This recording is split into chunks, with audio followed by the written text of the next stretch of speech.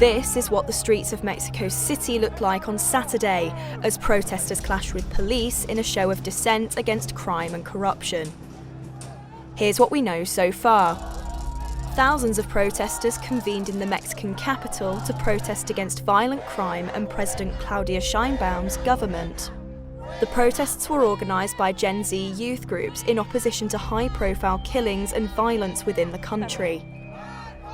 Many protesters paid tribute to the Uruapan Mayor Carlos Manzo, who was assassinated 2 weeks ago during the country's Day of the Dead festival.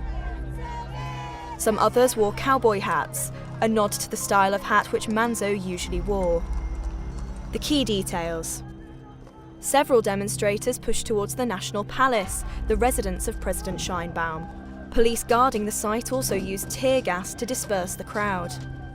Mexico City's security chief, Pablo Vazquez, told reporters that protests had, for many hours, developed peacefully until a group of hooded individuals began to commit acts of violence.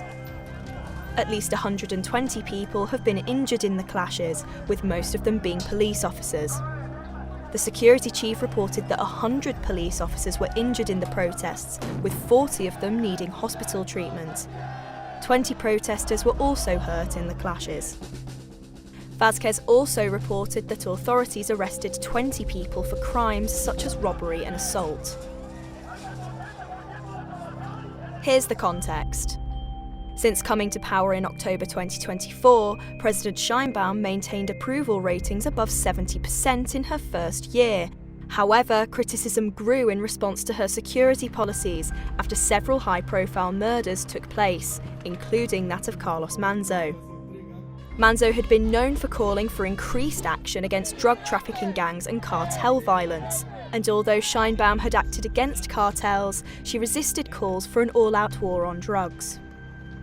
The reaction.